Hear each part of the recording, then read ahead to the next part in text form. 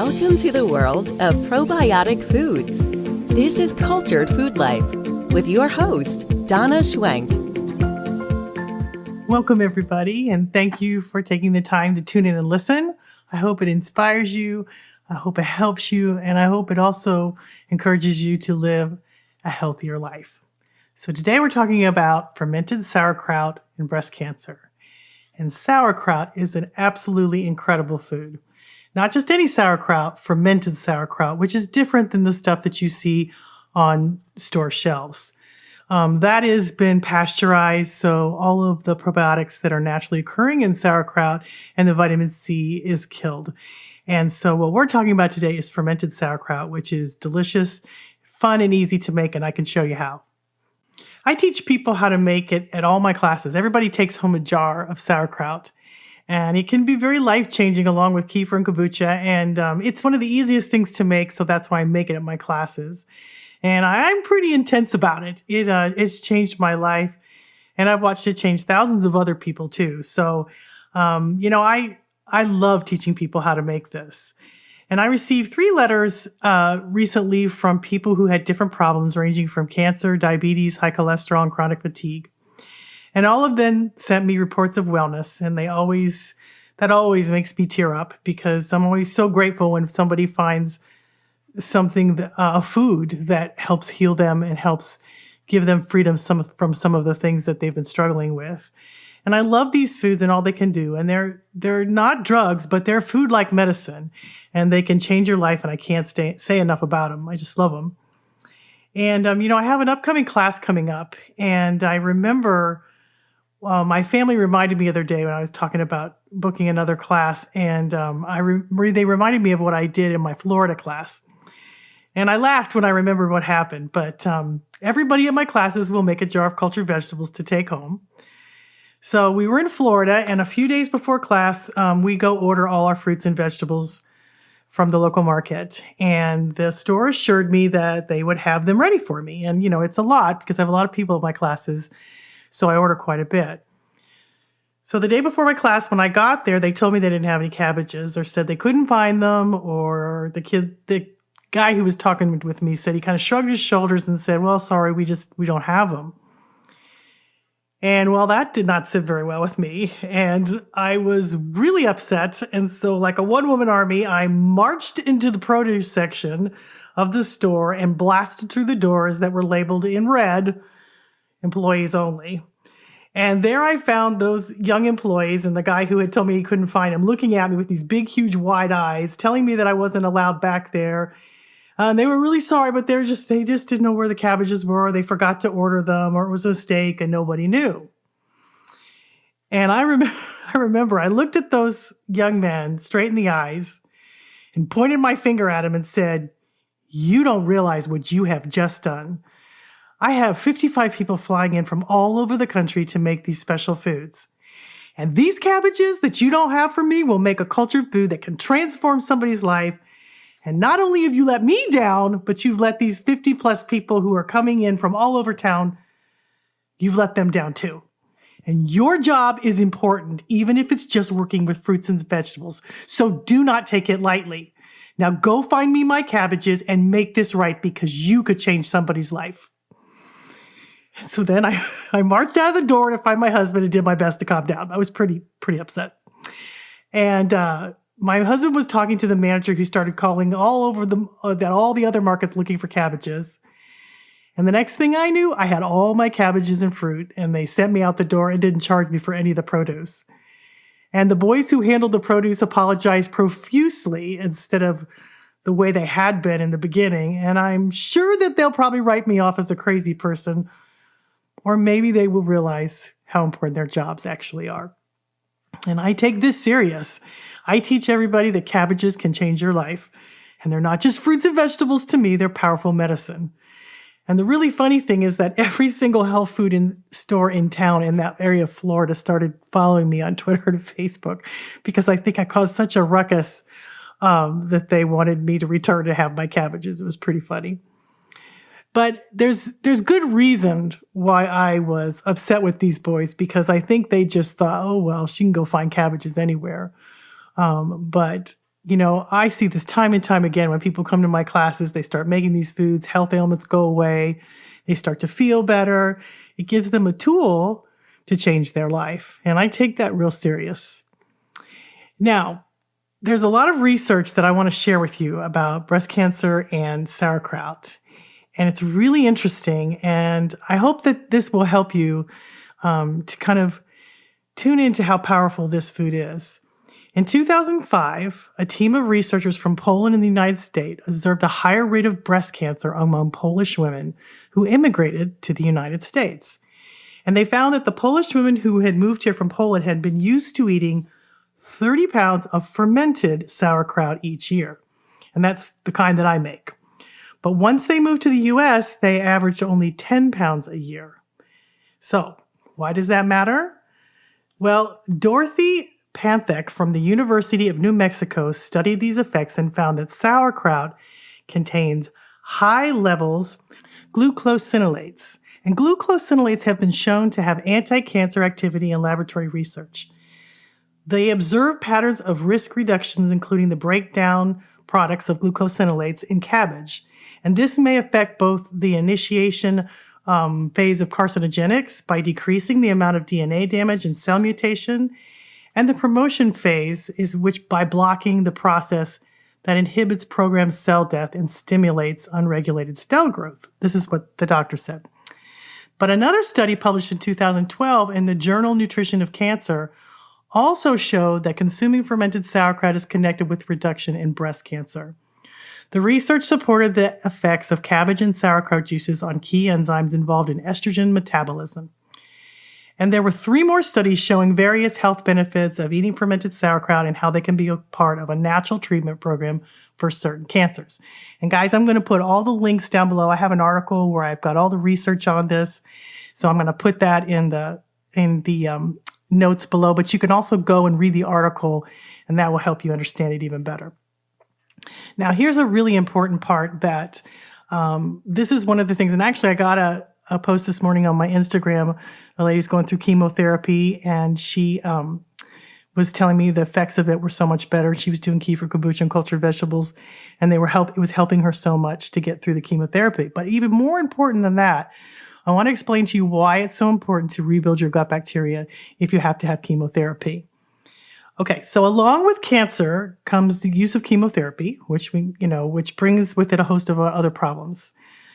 So there's been some research done on the connection between the gut and chemo. And in one clinical study, researchers gave a group of mice an injection of chemotherapy that would pound for pound kill most human adults. An associate professor of the University of Michigan School of Dentistry said all tumors from different tissues and organs can be killed by high doses of chemotherapy and radiation.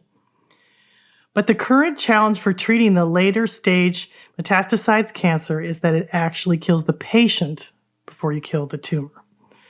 So the goal was to test a recently discovered biological mechanism that focuses on preserving the integrity of the gastrointestinal tract, and a mechanism that helped these mice live through these lethal doses of chemotherapy. So this was so interesting to me. The mice were injected with a substance called RSPO1 or Respondo1, which activates stem cell productions within the gut. And these stem cells then rebuild damaged tissue faster than chemo can destroy it. Of the mice that were given this RSPO1 substance, 50 to 75% survive the potentially fatal chemotherapy dose. And all the mice in the control group died that didn't have it. So here's the exciting part. Your body already has a way to make this substance, this Respondo1, and it does it on its own. And it's inside the human gut, and it's a layer epithelial cells that is regenerated every 4 to 5 days, as long as you have the right gut flora. So if you have a healthy gut flora and it includes a group of healthy strains of bacteria, your body will regenerate itself. If not, then it slows or halts the regeneration of these intestinal cells. So the probiotics in your gut can determine how and if your body survives chemotherapy, making it so important, guys, for those with cancer and going through chemo to add any kind of cultured foods or prebiotics and probiotics to their diet. Cancer and chemotherapy are very complex, and they affect people in different ways. And I am certainly not saying that cultured foods are a cure-all. I'm not saying that at all. But rather, I'm just encouraging you to change what you eat and include probiotics and probiotic foods and real whole foods in your diet. You're the captain of your ship, and you should steer wisely. And I have a web manager who, in the very early days when I first started my business, it was like weeks into starting it, he contacted me, and he had stage 3 lymphoma cancer. And he was a friend of my kids, and he contacted me. And at that time, he was an air traffic controller. And he was wanting to know how to make kombucha because he was worried. He had a young family, and he was a young guy. He was still in his 20s. And he was concerned. He had stage 3. So he did have to get chemotherapy. I think it was required to by his job that he had. And but he ate a lot of cultured foods. And I'm happy to say that he is 9 years cancer-free from that time to this. He runs my website and manages everything and is responsible for the way my website looks. So all praise goes to him for that. And he's no longer air traffic controller. He works for me full time, and he is a wonderful guy. He's very compassionate. A lot of people write him letters. He answers a lot of letters too. We get a lot of emails about cancer, and he's always happy to help people. But his family and him to this day eat a lot of cultured foods, all of them. Kefir, kombucha, cultured vegetable, make it every day as a family of 4. Him and his wife do a lot in these foods, and he works with me. And he sees all of the wonderful emails that we get of people who are doing so well on these foods, and it's helping change their lives. So I really encourage you. There's so many wonderful things that these foods can do, and it's exciting to see the research flooding in about these foods. And for years, I watched it bring so many health benefits, but really never had the research or data to prove it. And now it's like showing up everywhere. And it will, I have links to everything that I'm going to show you. I'm going to connect you to another blog I wrote that's going to give you more detail about some of the things I described here. And, these foods are very powerful, and they are tools for your understanding, for your growth, for you to be healthy. And I believe in your wellness, and I believe the body is a magnificent machine that is basically a pharmaceutical factory that can not only, if it can make you sick, it can make you well. And I believe you just have to give these types of foods to it on a regular basis. And that's the start. That's the start. You've also got to look at other things in your life, the stress factors, the chemicals that flood into your body. But these foods have been keeping people well throughout history, and they help preserve their food without refrigeration, and they preserve them perfectly because the good bacteria dominates and keeps out all the pathogens. And they've helped me and thousands of others to stay healthy in this fast world that we live in with so many toxins. And they help remove carcinogenic food types of chemicals and things. I mean, when you ferment cabbage, within 6 to 7 days, it's removed pesticides and chemicals in the cabbage that if you're not using organic, it removes that through the process of fermentation. So when you eat it, it does that inside of you too. They're simple to make. They're, really great to eat. You only need like a spoonful. You don't need to eat a whole jar. And I love them because they've made me well and help keep me sane in this crazy world. And believe me, I see so many people being helped all the time.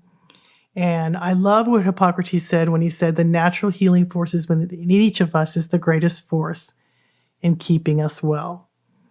So I want to read to you Susie's story. I have a page on my website at culturedfoodlife.com called Life's Touch. And you can see it up in the menu bar.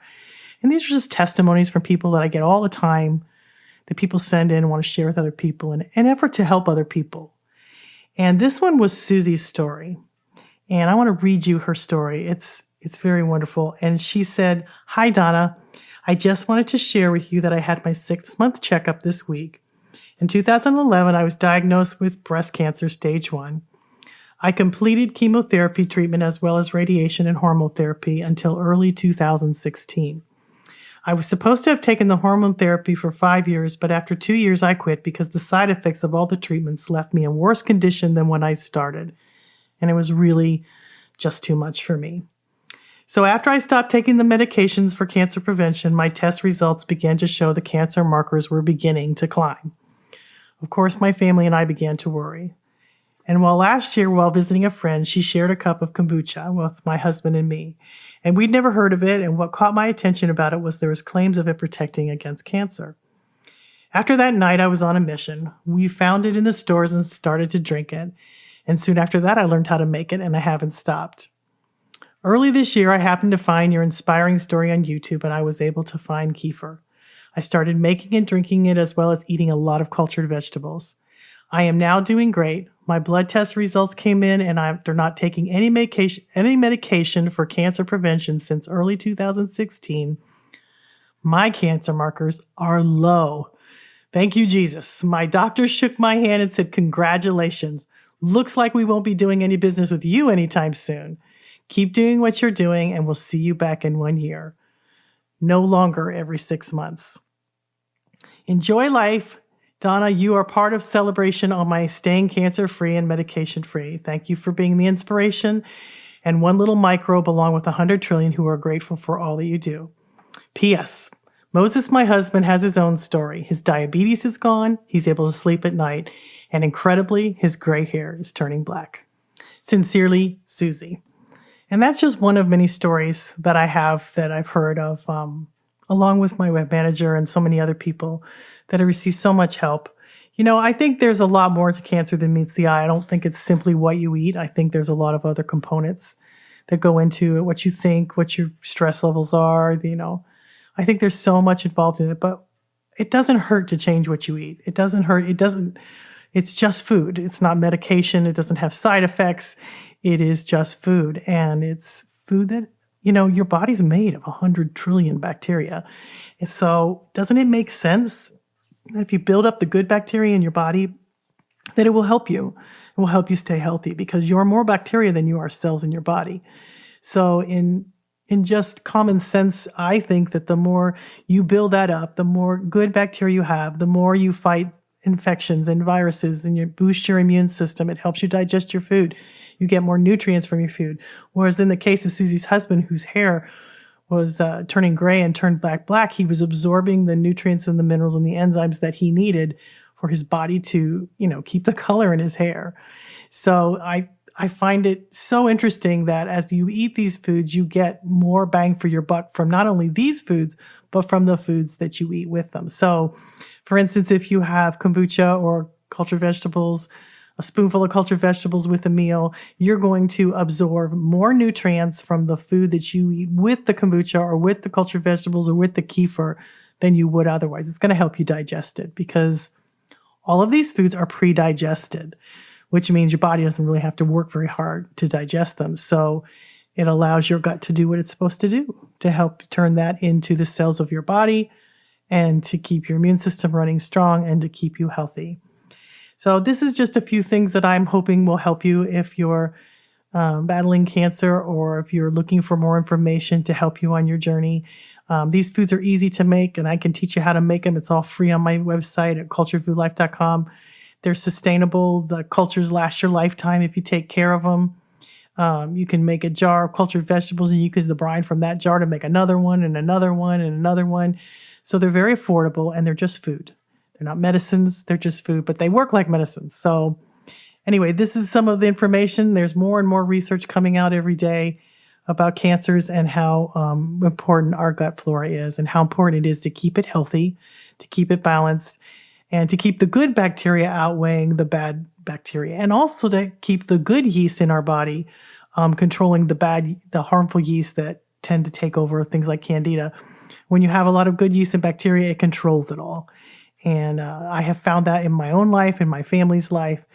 And guys, what a difference it can make in your life. I continue to eat these foods for the last 17, 18 years because they have made all the difference for me, and it was just food.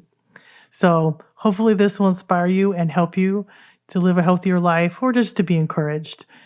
There's always answers for you if you're struggling with something, and perhaps that's why you're listening today. Take a look at my Lives Touch page and be encouraged from the testimonies of people who have struggled just like you. I see healings all the time, and I want that for you because you deserve to live a healthy and happy life. Life is such a journey, and it's filled with highs and lows, but it's also meant to be a fun one. And when you're healthy and when you feel good, it is so much better than struggling with sickness and disease. But don't be upset if you've got sickness and disease, because that is a blessing too, because without that, I wouldn't be here talking to you. So you can overcome this. It is, your body is a unique pharmaceutical factory that has the ability to heal itself too. So take care of it, listen to your doctor too, eat healthy, reduce the stress, and change the way you live your life to help you live a healthier, happier life. Have a wonderful week, guys, and we'll see you next time.